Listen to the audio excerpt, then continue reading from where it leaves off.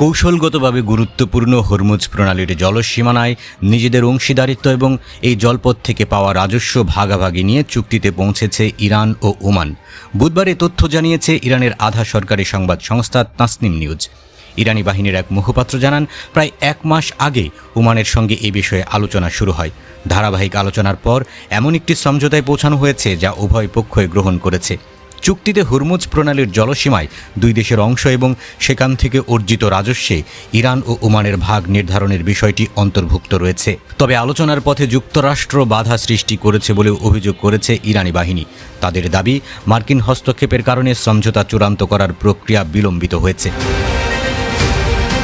এর আগে গত মঙ্গলবার তেহরানে বৈঠক করেন ইরানের পররাষ্ট্রমন্ত্রী আব্বাস আরাকচি ও ওমানের পররাষ্ট্রমন্ত্রী বদর আল বুসাইদি। বৈঠকে হরমুজ প্রণালীতে জাহাজ চলাচল স্বাভাবিক করতে দুই দেশ একসঙ্গে কাজ করার সিদ্ধান্ত নেয়। এই দুই দেশের যৌথ বিবৃতিতে জানানো হয়েছে, হরমুজ দিয়ে পর্যায়ক্রমে জাহাজ চলাচল চালুর জন্য একটি বাস্তবসম্মত ও কার্যকর কাঠামো তৈরির বিষয়ে আলোচনা হয়েছে। এর অংশ হিসেবে একটি যৌথ অস্থায়ী নৌ করিডোর তৈরির প্রস্তাব রয়েছে। একই সঙ্গে জলপথে থাকা ল্যান্ডমাইন শনাক্ত, নিষ্ক্রিয় ও অপসারণের জন্য যৌথ প্রকল্প গ্রহণের বিষয়েও আলোচনা হয়েছে।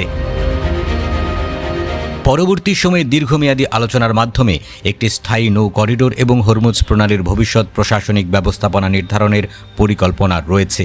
এজন্য তথ্য আদান প্রদান, নৌ চলাচল নিয়ন্ত্রণ এবং নিরাপত্তা নিশ্চিত করতে একটি বিশেষ আইনি কাঠামো তৈরির কথাও জানিয়েছে ইরান ও ওমান। বৈঠকের পর ওমানের পররাষ্ট্রমন্ত্রী বদর আল বুসাইদি সামাজিক যোগাযোগ মাধ্যম এক্সে জানান, খুব শিগগিরই হরমুজ প্রণালীতে একটি অস্থায়ী নৌ করিডোর চালুর ঘোষণা দেওয়া সম্ভব হবে বলে তিনি আশাবাদী।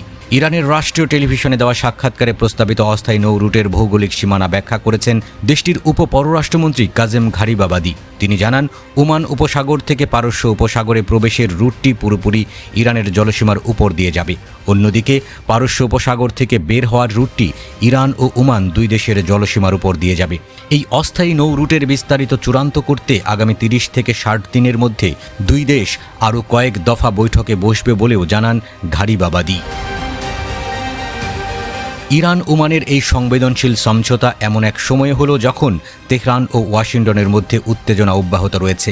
এর মাত্র এক সপ্তাহ আগে মার্কিন প্রেসিডেন্ট ডোনাল্ড ট্রাম্প হুমকি দিয়ে বলেছেন যে ইরানের সঙ্গে যুক্তরাষ্ট্রের আলোচনায় কোনো ধরনের বাধা সৃষ্টি করলে ওমানকে সামরিক হামলার মুখে পড়তে হতে পারে। গত জুনে স্বাক্ষরিত যুক্তরাষ্ট্র ইরান সমঝোতা স্মারকের মেয়াদ শেষ হওয়ার পর ফক্স নিউজকে দেওয়া এক সাক্ষাৎকারে ওমানের বিরুদ্ধে কঠোর হুঁশিয়ারি দেন ট্রাম্প। এখন প্রশ্ন হলো, ইরান ও ওমানের মধ্যে হরমুজ প্রণালী নিয়ে হওয়া এই নতুন দ্বিপাক্ষিক সমঝোতা যুক্তরাষ্ট্র কীভাবে নেয়? বিশেষ করে প্রণালীর ভবিষ্যৎ প্রশাসন, নৌ চলাচল এবং রাজস্ব ভাগাভাগির মতো গুরুত্বপূর্ণ বিষয় জড়িত থাকায় এই চুক্তি আঞ্চলিক ভূরাজনীতিতে নতুন মাত্রা যোগ করতে পারে। বিশ্বের অন্যতম জ্বালানি পরিবহন পথ হরমুজ প্রণালীতে জাহাজ চলাচল স্বাভাবিক হলে আন্তর্জাতিক বাণিজ্য ও জ্বালানি সরবরাহেও এর প্রভাব পড়তে পারে। তবে অস্থায়ী নৌ করিডোর বাস্তবে কবে চালু হবে এবং দীর্ঘমেয়াদী প্রশাসনিক কাঠামো নিয়ে ইরান ওমান শেষ পর্যন্ত কী সিদ্ধান্ত নেয়, এখন সেটি দেখার বিষয়।